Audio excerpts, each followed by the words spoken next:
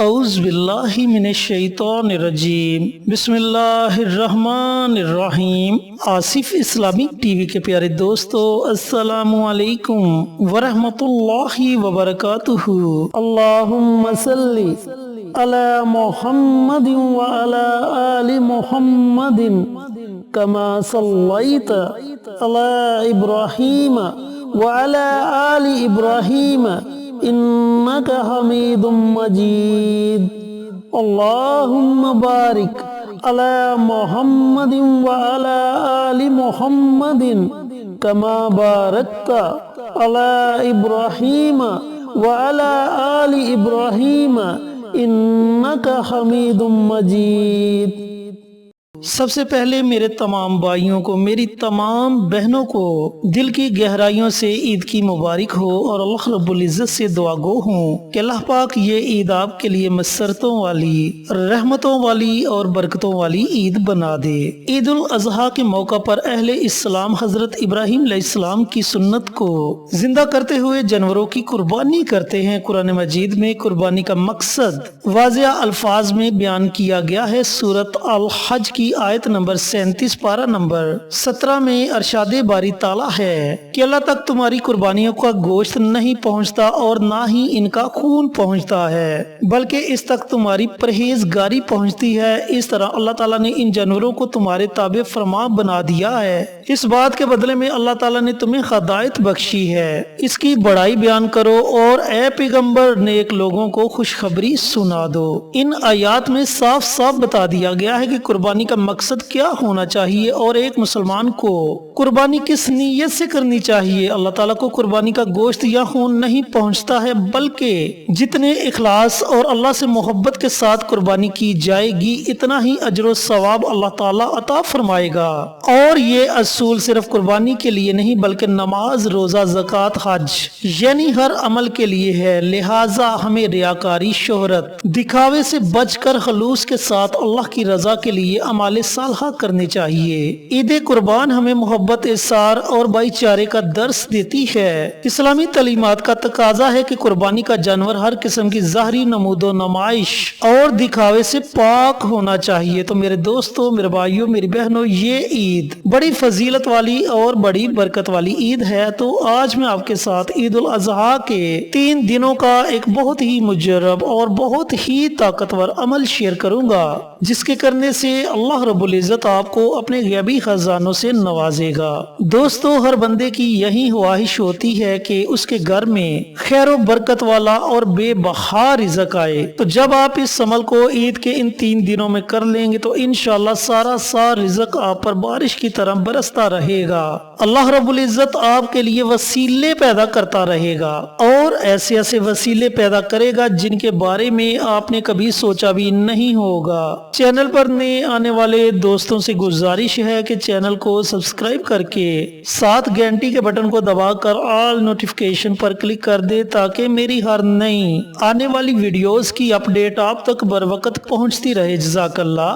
میرے دوستو، میرے بھائیوں، میری بہنوں، یہ 3 دن کا عمل ہے، اور اس 3 دن کے عمل سے آپ کو 3 بہت بڑے فائدے ہوں گے۔ جیسا کہ پہلا فائدہ میں نے آپ کو بتا دیا کہ اللہ رب العزت آپ کے گھر میں بے پناہ رزق عطا فرمائیں گے۔ دوسرا فائدہ آپ کو یہ ہوگا کہ اللہ رب العزت آپ کی ہر طرح کی جائز حاجت کو پورا فرما دیں گے۔ اور اس کا تیسرا فائدہ یہ ہوگا کہ گھر میں اگر پریشانی ہے تو انشاءاللہ اس عمل کی برکت سے آپ کے گھر سے ہر طرح کی پریشانی ختم ہو جائے گی۔ اب عمل کرنے کا طریقہ کار اچھی طرح سن لیں اور سمجھ لیں کہ اس عمل کو آپ نے کرنا کس طریقے سے ہے۔ آپ نے 3 دانے لونگ کے لینے ہیں۔ لونگ ذرا صاف ستھرے ہونے چاہیے۔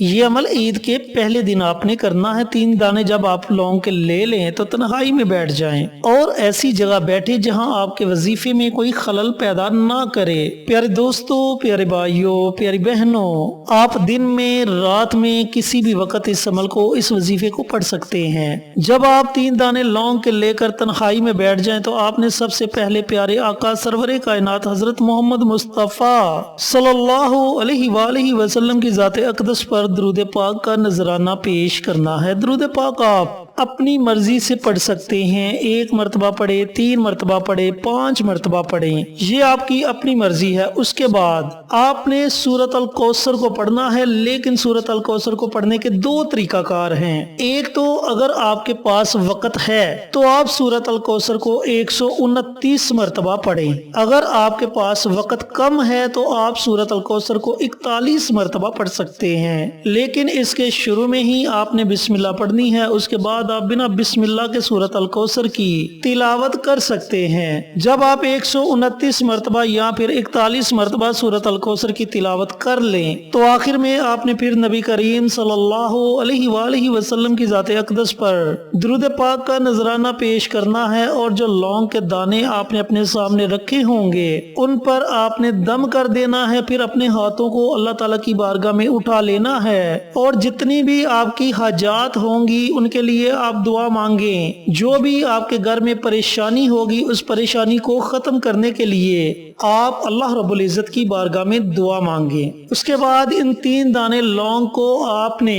कहीं संभाल कर रख देना है। ईद के दूसरे दिन भी इसी तरह आपने उन 3 दाने लौंग को अपने सामने रखना है, और जो तरीका आपको बताया कि अगर आपके पास वक्त है तो 129 मरतबा सूरत अल कौसर की तिलावत करें, अगर आपके पास वक्त नहीं तो फिर आप 41 मरतबा सूरत अल कौसर को पढ़कर उन पर दम कर दें। दूसरे दिन भी अमल करने के बाद आपने उन 3 दाने लौंग को अपने पास संभाल कर रख लेना है। तीसरे दिन भी इसी तरीके से आपने लौंग के उन 3 दानों को अपने सामने रखना है, और जो तरीका वजीफा पढ़ने का बताया है उसी तरीके से आपने वजीफा पढ़कर लौंग के दानों पर दम करके अल्लाह ताला की बारगाह में दुआ मांगनी है। यहाँ एक बात अपने ज़हन नशी कर लें कि अगर आपने पहले दिन 41 मरतबा सूरत अल कौसर की तिलावत की है तो बाकी 2 दिनों में भी आपने 41 मरतबा ही सूरत अल कौसर को पढ़कर लौंग के दानों पर दम करना है। लेकिन अगर आपने पहले दिन 129 मरतबा सूरत अल कौसर की तिलावत करके लौंग के दानों पर दम किया है